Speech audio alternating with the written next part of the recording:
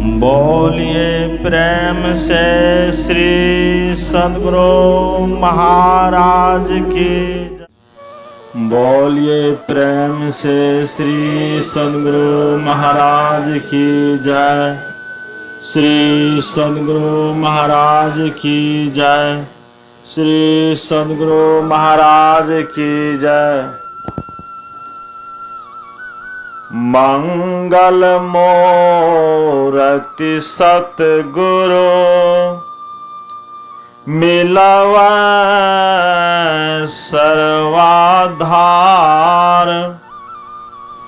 मंगलमय मंगल करन विनावा बारंबार।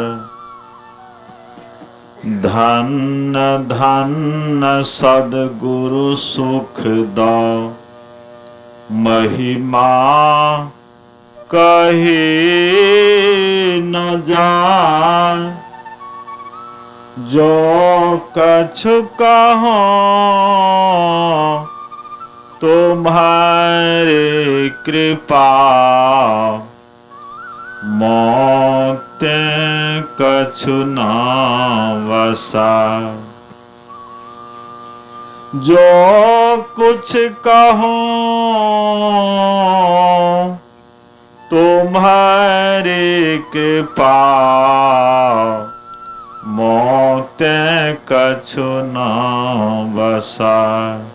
बोलिए प्रेम से श्री सद्गुरु महाराज की। थोड़ा कसर रह गया, फिर से बोलिए। बोलिए प्रेम से श्री सद्गुरु महाराज की जय। इस पवित्र स्थल पर पधारे हुए सभी गुरुजनों को मेरा नमन। सम्माननीय साधु समाज, परम आदरणीय धर्म प्रेमी सैनों तथा आदरणीय माताओं एवं भक्तिमती बहनों एवं नौनिहाल बच्चों,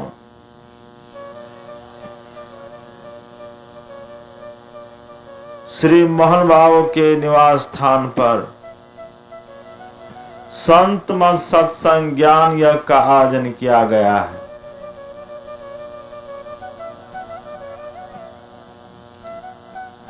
मानव अपने कर्म के अनुसार जन्म लेता है और मरता है। मानव को अपने कर्म के अनुसार जन्म मरण होता है। जैसा कर्म करेंगे वैसे परिवार में आपका जन्म होगा। आप अच्छा कर्म करेंगे, अच्छा कर्म करके सही का त्याग करेंगे तो अगले जन्म में अच्छे परिवार में, श्रीमान कुल घर में, योगी कुल में आपका जन्म होगा। आप लोग देखते हैं कितना बच्चा रोग लेकर जन्म लेता है और कितना बच्चा हिष्ट पुष्ट मोटा तगड़ा स्वस्थ होकर जन्म लेता है। कितना बच्चा गरीब के यहां जन्म लेता है, कितना बच्चा अमीर के यहां जन्म लेता है। यह सब कर्म का ही फल है।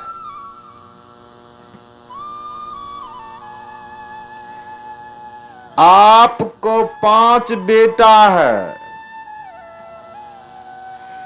एक बेटा दरोगा है, यही बेटा डीएम है, तीसरा बेटा टीचर है, चौथा बेटा व्यापारी करता है, बिजनेसमैन है, अब पांचवा बेटा रोड पर भीख मांग रहा है। बाबू एक पैसा दे दो, बाबू एक पैसा दे दो, बाबू एक पैसा दे दो। यह क्या है? यही कर्म का फल है। बाप, एक ही बाप का 5 बेटा है, 5 तरह का हो गया। बाप जन्म देने वाला है, कर्म तो अपना ही रहता है।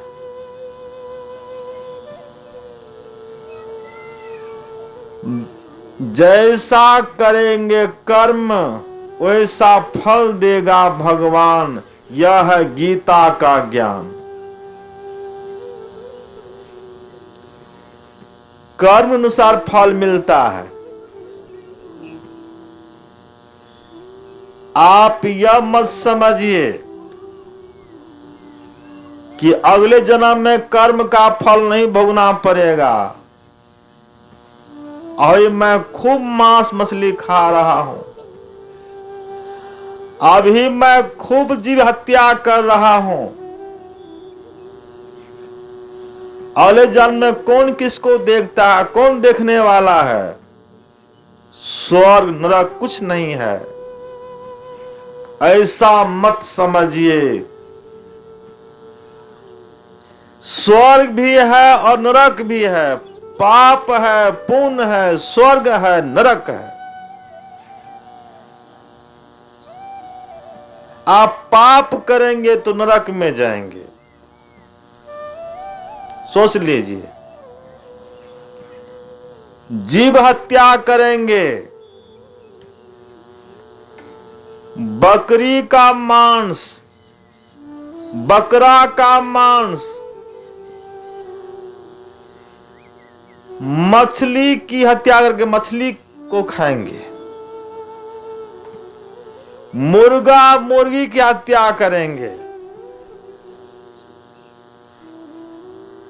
तो अगले जन्म में आपको उसी योनि में जाना पड़ेगा।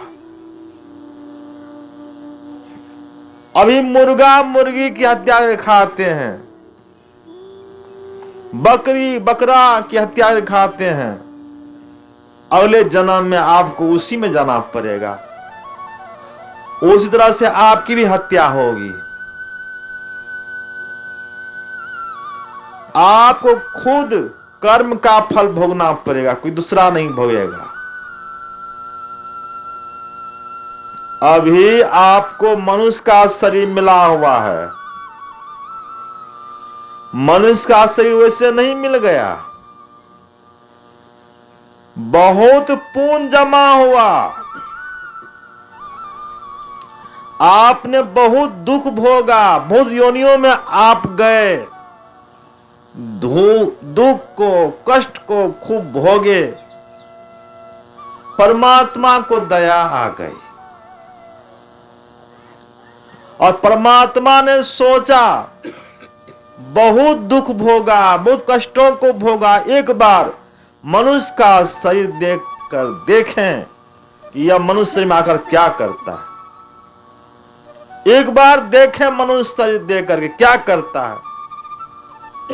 परमात्मा दया करके मनुष्य शरीर तो दे दिया और वही कुत्ता वाला कर्म करने लग गए, वही बाघ वाला कर्म करने लग गए जो बाघ करता है। बाघ मांस भक्षण करता, आप मांस भक्षण करने लग गए। कुत्ता मांस भक्षण करता, वही भक्षण आप भी करने लग गए। तो मानव शरीर पाकर भी आपका संस्कार बाघ का संस्कार रह गया, भालू का संस्कार रह गया, संस्कार नहीं बदला, इस जन्म में संस्कार नहीं बदला, तो फिर आप 84 लाख योनि में चले जाएंगे। वही शरीर फिर मिल जाएगा, बाघ का शरीर मिल जाएगा, कुत्ता का शरीर मिल जाएगा, बैल का शरीर मिल जाएगा, घोड़ा का, गधा का शरीर मिल जाएगा। परमात्मा ने अवसर दिया, आपने अवसर को ठुकरा दिया। बड़े भाग मानुष तन पावा, यह मनुष्य शरीर बड़े भाग से मिलता है, बारंबार नहीं मिलता। यह मनुष्य शरीर देवताओं को दुर्लभ है, देवता भी तरसते हैं। रात के सत्संग में बाबा से सुन रहे थे कि हम लोग अनेक तरह का भोजन करते हैं, मेवा, मिष्टान, दूध, दही, घी, स्वर्ग के देवता देख करके उसके जीव से पसीना, उसके जीव से पानी टपकता है, पानी चू जाता है। हम भी यदि मानव रहते तो हम भी भोजन करते, अन्य तरह का भोजन करते। जो भोजन हम लोग करते हैं यह देवता को भी नसीब नहीं है।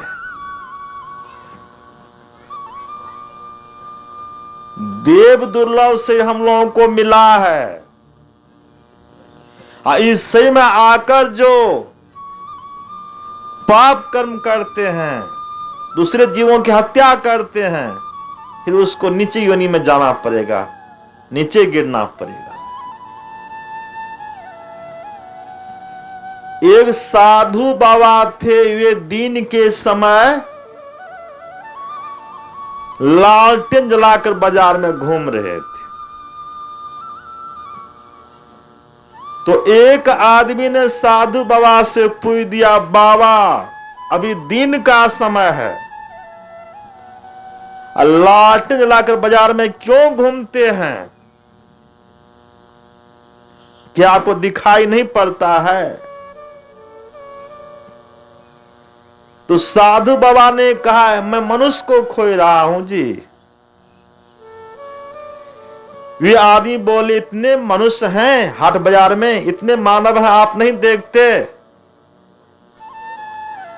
का इस लालटेन से देखो, इस मसाल से देखो। मसाल से देखा, ज्ञान रूपी लालटेन, ज्ञान रूपी मसाल। उस मसाल से देखा तो किसी के अंदर में गधा का संस्कार था, किसी के अंदर में कुत्ता का संस्कार था, किसी के अंदर में बंदर का संस्कार था, किसी के अंदर में बाघ का संस्कार था, किसी के अंदर में भालू का संस्कार था। केवल मानव का शरीर था, केवल मानव का रूप था, मानव का संस्कार नहीं था। किसी को बैल का खोल पहना दिया जाए तो बैल का खोल पहनने से वह बैल नहीं हो जाएगा, बैल वाला कर्म करना होगा।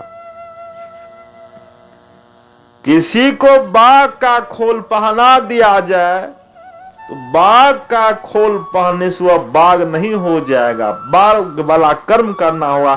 बाघ खूंखार जानवर होता है, वैसा यदि आप कर्म करेंगे तो आप बाघ कहलाएंगे। किसी को भालू वाला खोल पहना दिया जाए तो वह भालू नहीं हो जाएगा, भालू वाला कर्म करना होगा। किसी को बंदर वाला खोल पहना दिया जाए तो वह बंदर नहीं हो जाएगा, बंदर वाला कर्म करना होगा। ठीक उसी प्रकार मानव का शरीर मिल गया है, मानव का खोल मिल गया है, अब मानव वाला यदि कर्म नहीं करते तो आप मानव नहीं हैं। बोलिए प्रेम श्री सर। मानव का शरीर मिला है तो मानव वाला कर्म कीजिए, तभी आप मानव कहला सकते हैं। जो अपने सुख के लिए दूसरे को दुख नहीं पहुंचाते हैं, वह मानव है। जो अपने सुख के लिए दूसरे को दुख पहुंचाते हैं वे दानव हैं, राक्षस हैं। इसी मानव शरीर में राक्षस भी घूम रहा है। शरीर तो मानव का है लेकिन कर्म राक्षस का है। आप यदि अपने दुख सहकर दूसरे को सुख देते हैं तो आप देवता हैं। इसी शरीर में सभी देवता भी बने हुए हैं। तो मानव का शरीर मिला है, मानव वाला कर्म कीजिए। रावण को भी मानव का शरीर था और कंस को भी मानव का शरीर था। अब भगवान कृष्ण को भी मानव का शरीर था। अब भगवान राम को भी मानव का शरीर था। तो रावण की पूजा नहीं होती है, कंस की पूजा नहीं होती है, राम भगवान की पूजा होती है, कृष्ण भगवान की पूजा होती है। क्यों होती है? रावण का कर्म अच्छा नहीं था, कंस का कर्म अच्छा नहीं था। रावण तो बहुत बड़े विद्वान थे, धनवान थे, पंडित थे, सदाचारी नहीं थे। मांस, मदिरा, अंडा, गंडा का सेवन करते थे, मांस भक्षण करते थे, मदिरा पान करते थे। उसमें राक्षस वाला गुण था। इसलिए रावण, कंस राक्षस गिनती में आ गए। और राम का कर्म अच्छा था, कृष्ण का कर्म अच्छा था। राम शाकाहारी थे, कृष्ण शाकाहारी थे। राम में भगवान वाला गुण था, कृष्ण में भगवान वाला गुण था। इसलिए इन समों की पूजा होती है। और रावण की पूजा नहीं होती है, कंस की पूजा नहीं होती है, राम की पूजा होती है, कृष्ण की पूजा होती है। तो जो अच्छे कर्म करते हैं मरने के बाद भी उसका नाम रह जाता है। आप बुरे कर्म करके संसार जाएंगे तो मरने बाद आपका कोई नाम नहीं लेगा। दुराचारी था, अत्याचारी था, भले मर गया। एक साधु बाबा थे, वे शहर होकर गुजर रहे थे। और शहर में एक वेश्या का घर था। साधु बाबा वेश्या घर के पास पहुंच गए तो वेश्या अपनी नौकरानी से कहती है, शहर में एक सेठ जी मर गए हैं, उसे देखाओ, स्वर्ग हो गया व नरक हो गया। वेश्या की नौकरानी शहर चली गई और कुछ क्षण के बाद फिर वह लौट कर आ गई और कहने लग गई, मालकिन उसे तो स्वर्ग हो गया। महात्मा जी सारी बातों को सुन रहे थे।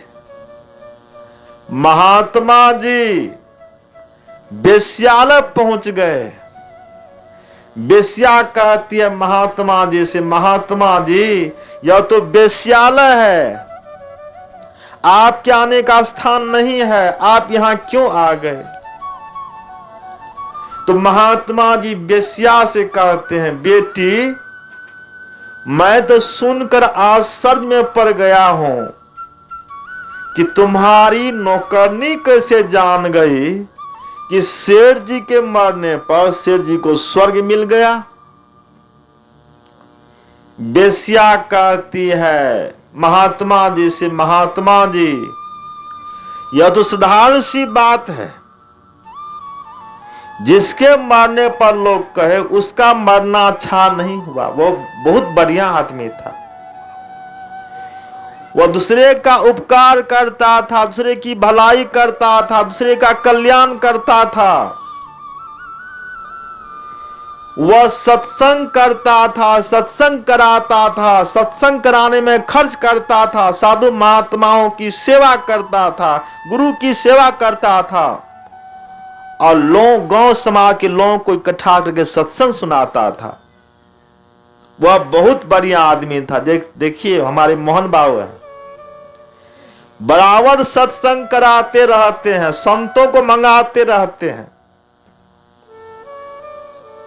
अब मोहन बाबू जब चले जाएंगे, अभी तो हैं, और जब चले जाएंगे तो सब आंख से आंसू बहेंगे कि आज मोहन बाबू चले गए इस दुनिया से, अब सत्संग कौन करेगा, इस गांव में कौन सत्संग करेगा। मोहन बाबू थे, खूब सत्संग कराते थे, साधु संतों मंगाकर सत्संग कराते थे। तो जिसके मरने के बाद लोग कहे कि उसका मरना अच्छा नहीं हुआ, वह बहुत बढ़िया आदमी था। तो जानिए कि ऐसे आदमी को स्वर्ग मिल गया। अब आप लोग इधर ध्यान दीजिए, बोलिए प्रेम श्री सदगुरु महाराज की। जिसके मरने पर लोग कहे उसका मरना अच्छा नहीं हुआ, वह बहुत बढ़िया आदमी था, तो समझिए उसे स्वर्ग हो गया।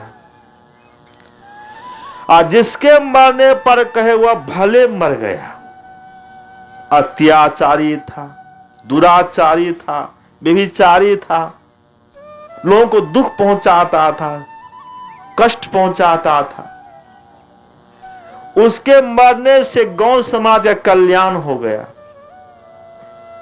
इस तरह की बात यदि लोग बोले मरने के बाद, तो समझना चाहिए कि ऐसे आदमी को नरक मिल गया। तो नरक और स्वर्ग का ही हिसाब है।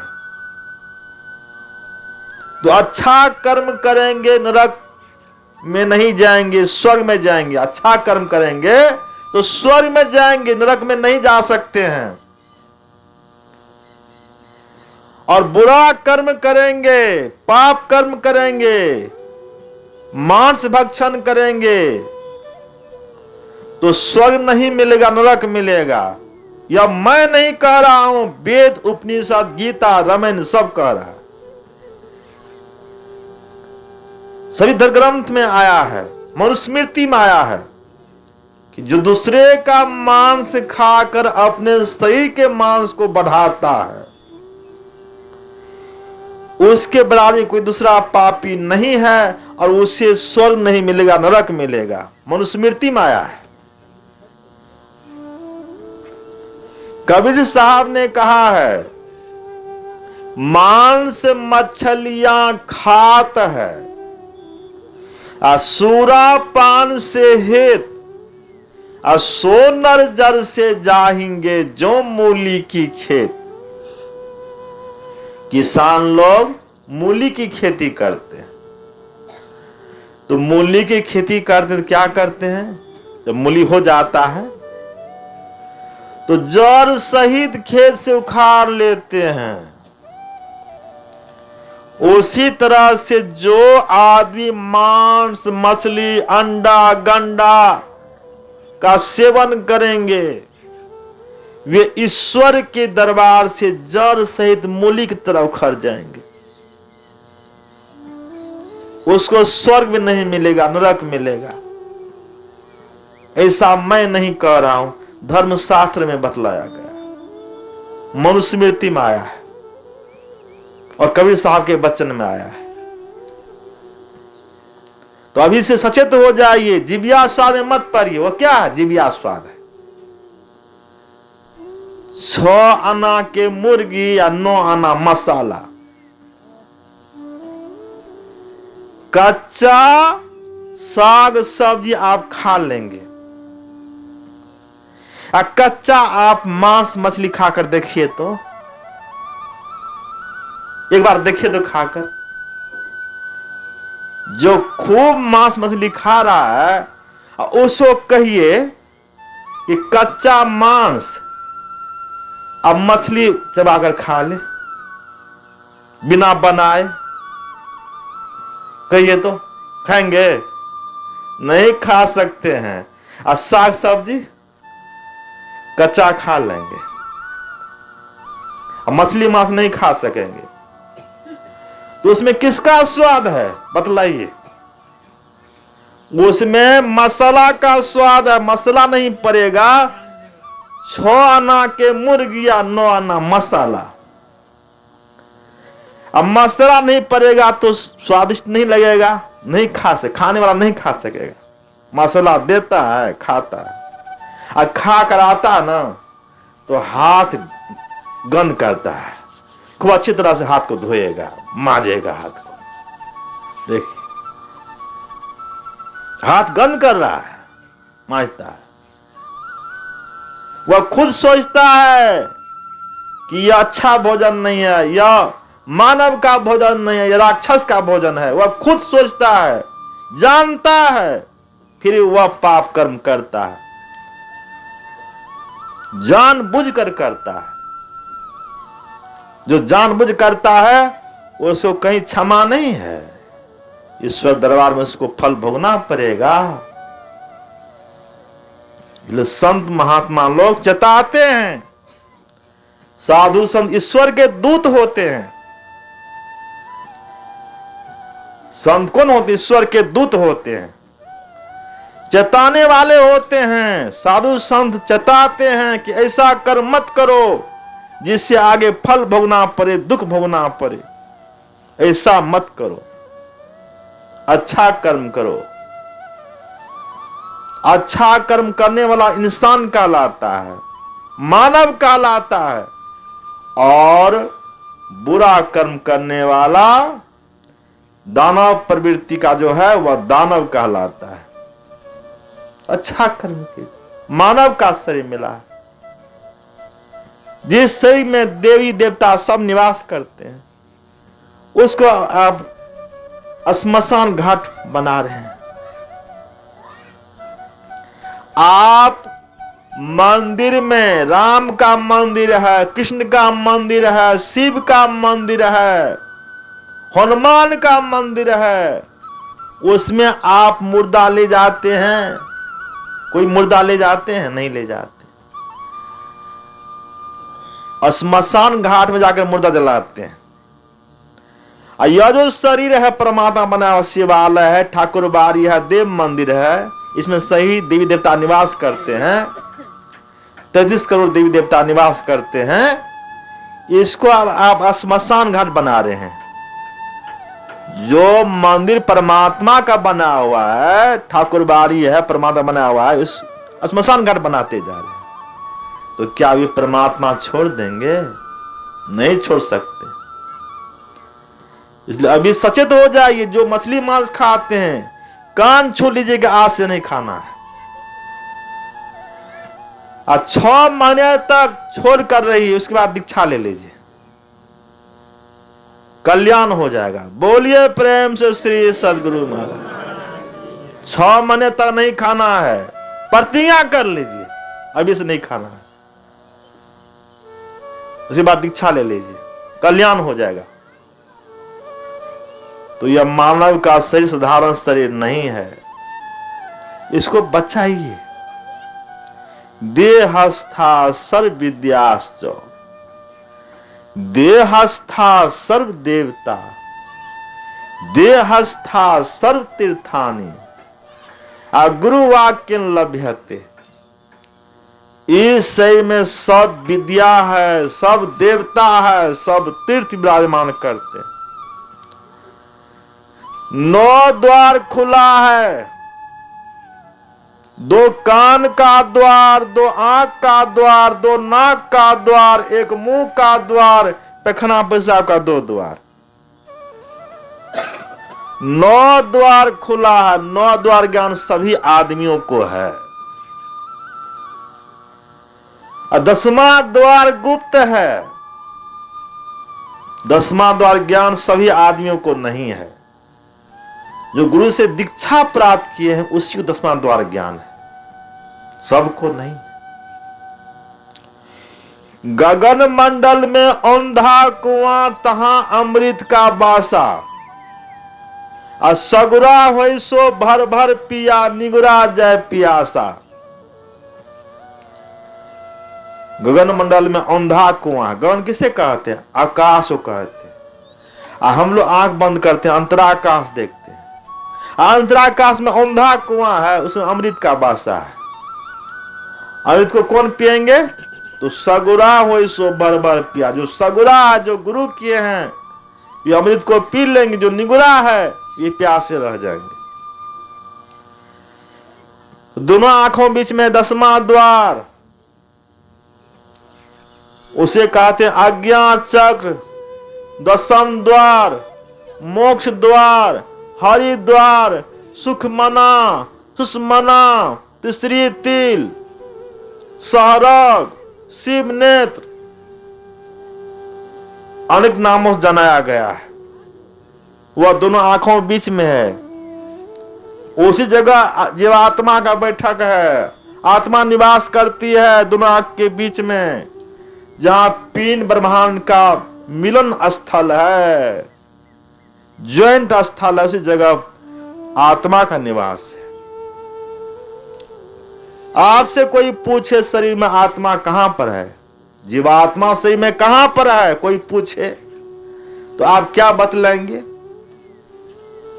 आपको मालूम नहीं है तो क्या बतलाएंगे? कोई पूछेंगे किस जगह है? आंख में है, कान में है, नाक में है, मुंह में है, हाथ में है, कि पैर में है, कि हृदय में है, कि नाभि में है, कहां पर है? कोई आपसे पूछे कहां पर है तो क्या बतलाएंगे? पता नहीं। और साधु संत कहते हैं, जो कहते हैं, सुनिए, जीवात्मा का निवास दोनों आंखों के बीच में है, जहां माता लोग बिंदी लगाती है, आप पंडित लोग टिक्का लगाते हैं, उसी स्थान पर जीवात्मा का बैठक है। आप कौन है? आप जीवात्मा हैं, आप शरीर नहीं है। शरीर आपका खोल है, खोल। आप शरीर नहीं हैं। इसी खोल के वास्ते आप विभिन्न तरह का कर्म करते हैं, पाप कर्म करते हैं। इसी खोल के वास्ते करते हैं, मेरा खोल हिष्ट पुष्ट हो जाए। मछली मांस खाते हैं खोल के वास्ते, कि मेरा शरीर हिष्ट पुष्ट हो जाए, मोटा तगड़ा हो जाए। इसी वास्ते करते हैं। तो आप शरीर नहीं हैं, आप शरीर में रहने वाली जीवात्मा हैं। इस शरीर को मैं मानना सबसे बड़ा पाप है। हर जितने पाप, इसके सब पापों का यह बाप है। इस शरीर को मैं मत मानिए। मैं शरीर नहीं, शरीर में रहने वाली आत्मा मैं हूं।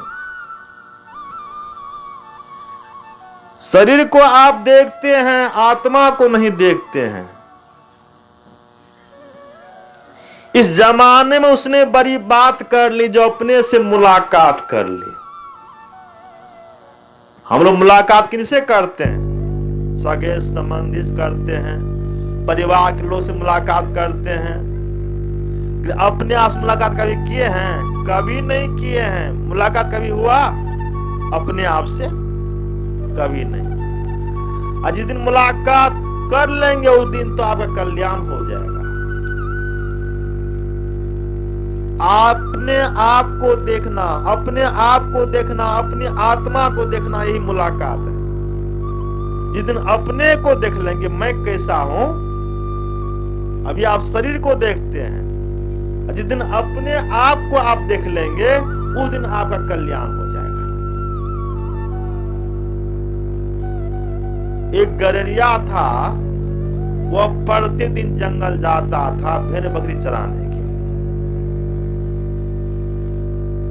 कहीं से बाघ का बच्चा आ गया और उसी भेड़ बकरी के साथ में रहने लग गया।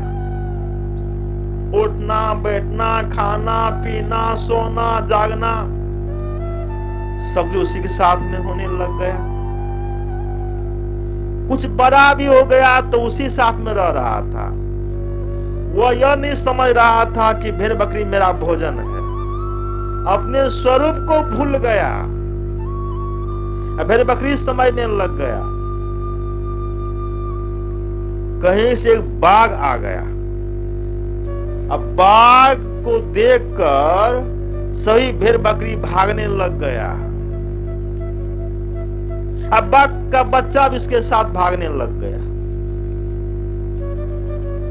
बाघ ने सोचा यह तो मेरा बच्चा है, यह क्यों भाग रहा है? यह अपने आप को भूल गया है, अपने आप को भेड़ बकरी समझने लग गया, इसलिए भाग रहा है, भेड़ बकरी के साथ भाग रहा है। बाघ दौड़कर अपने बच्चे को पकड़ लिया और नदी किनारे ले जाकर अपना मुंह दिखलाया। कहा मेरा मुंह देखो,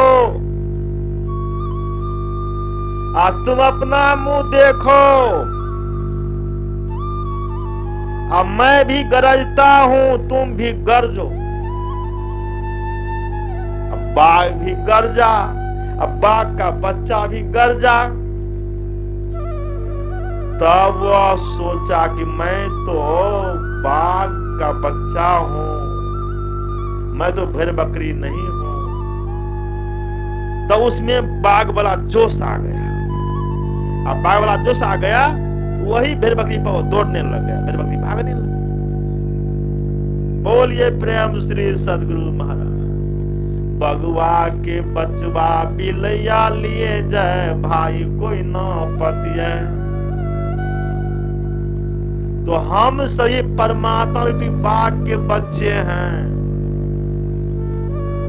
अब माया रूपी बिल्ली के संग में घूम रहे हैं, माया रूपी भेड़ बकरी के साथ में घूम रहे हैं, दुखों को भोग रहे हैं, अपने स्वरूप को भूल गए, अपने आप को भूल गए हैं। साधु संत बतलाते हैं कि तुम तो उसी परमात्मा के अंश हो, आत्मा। परमात्मा में जो शक्ति है वही शक्ति तुम में है। तुम तो कमजोर हो गए हो, तुम्हारे ऊपर आवरण पड़ गया है, माया का पर्दा पड़ गया है, इसलिए कमजोर हो गए हो। माया का पर्दा हट जाएगा, माया का पर्दा हटेगा, फिर वही जोश, जो वही शक्ति, जो शक्ति परमात्मा में, वही शक्ति आत्मा में आ जाएगी। घटतम प्रकाश व सद पटत्र जीव पर है छा रहे, कर दृष्टि अनुध्वनि योग साधन ये हटाना चाहिए। इनके हटे माया हटेगी, प्रभु से होगी एकता, फिर द्वैता नहीं कुछ रहेगा, समझना चाहिए। हम पर प्रभु हम एक ही होई, दोनों और द्वैत रहे नहीं कोई। जाना तुम्हें तुम्ही हुई जाए, लाली मेरे लाल की जिद देखो तित लाल, लाली देखन मैं गई तो मैं भी हो गई लाल। परमात्मा का छोटा रूप आत्मा है, जो ही परमात्मा है सोई आत्मा है। छोटा बड़ा का अंतर है, अनुता विहुता का अंतर है। यह आत्मा परमात्मा से मिल जाएगी तो स्वयं परमात्मा ही हो जाएगी।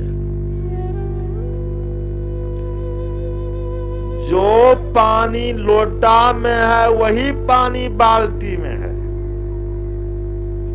और जो पानी बाल्टी में है वही पानी कुआं में है,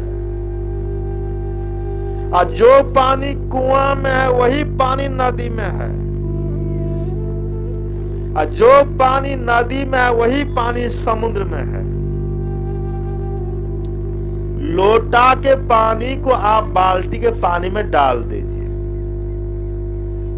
अब बाल्टी के पानी को आप कुआं के पानी में डाल दीजिए, आप कुआं के पानी को आप नदी के पानी में डाल दीजिए, और नदी का पानी चला जाएगा समुद्र में तो क्या हो जाएगा? क्या होगा बोलिए? समुद्र हो जाएगा। उसको आप नदी कहेंगे? कहेंगे नदी? नहीं कहेंगे, समुद्र कहेंगे। उसी तरह से यह आत्मा परमात्मा का अंश है। यह आत्मा जाकर परमात्मा से मिल जाएगी तो आप स्वयं परमात्मा बन जाएंगे। हमारे गुरु महाराज परमात्मा बन गए, इसलिए पूजा हो रही है। बोलिए प्रेम श्री सदगुरु महाराज की। मोहन बाबू ने नहीं भी प्रोग्राम था, प्रोग्राम हो गया। देखिए देखिए, यहाँ पहले से फिक्स नहीं था, लेकिन गुरु की कृपा है, प्रोग्राम हो गया। इतने लोग सत्संग में आ गए, सत्संग में अच्छा ढंग से हो गया। तो ये मोहन बाबू बड़े श्रद्धालु हैं, बड़े प्रेमी हैं, बड़े संस्कारी हैं। इसके ऊपर गुरु की कृपा है, परमात्मा की कृपा है।